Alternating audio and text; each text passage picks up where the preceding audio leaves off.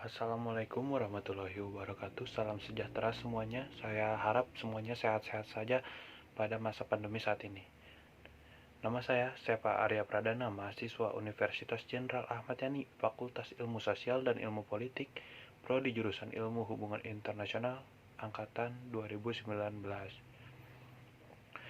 Dalam kesempatan kali ini, saya membuat video yang berjudul Kerjasama Indonesia dan Tiongkok dalam Pembangunan Infrastruktur.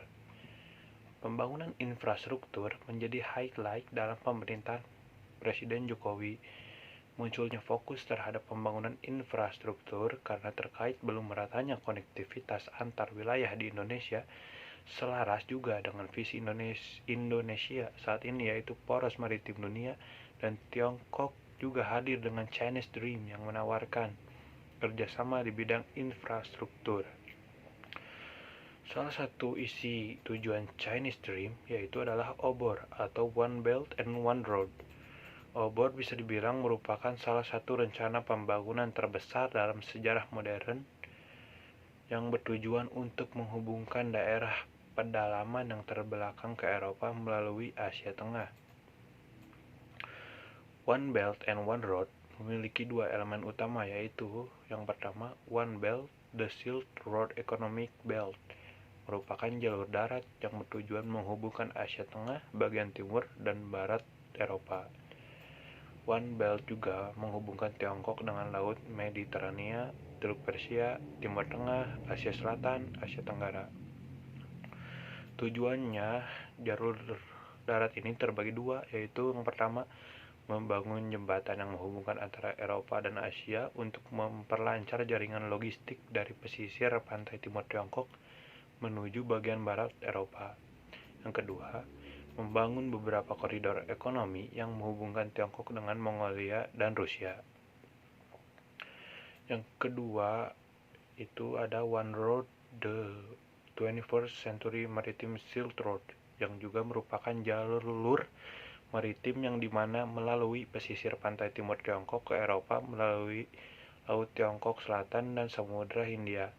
Tujuannya yaitu untuk membangun efisiensi jalur transportasi dengan pelabuhan utama dari berbagai negara, termasuk dengan pembangunan koridor ekonomi yang melalui Samudra Hindia dan juga menghubungkan Tiongkok dengan Asia Selatan, Timur Tengah, Afrika, dan Mediterania.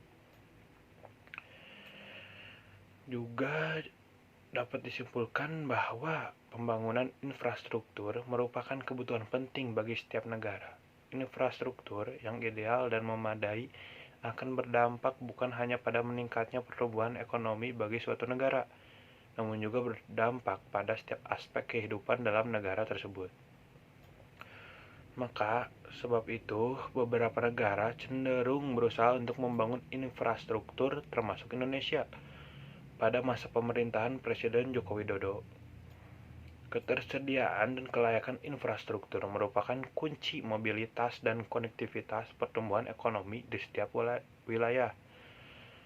Hal ini menjadi fokus pemerintahan ekonomi juga pemerintahan Presiden Joko Widodo dan secara bersamaan bersinergi dengan kebijakan Presiden Tiongkok Xi Jinping, sehingga terbentuk kerjasama dalam membangun infrastruktur. Kerjasama Indonesia-Tiongkok dalam pembangunan infrastruktur ini pada tahun 2015 sampai 2018. Namun, kerjasama yang telah terlaksana dan terlihat implementasinya hanya satu, yaitu kerjasama infrastruktur yang melalui program kereta cepat Jakarta-Bandung. Progresnya pembangunan tersebut telah mencapai 27,2% dan 97,3% pembebasan lahan. Dengan demikian dapat dikatakan proses implementasi tersebut sangat lambat karena penandatanganan dilakukan 2015 dan mulai pembangunan tahun 2017. Sekian dari saya, terima kasih. Mohon maaf bila ada kesalahan. Wassalamualaikum warahmatullahi wabarakatuh.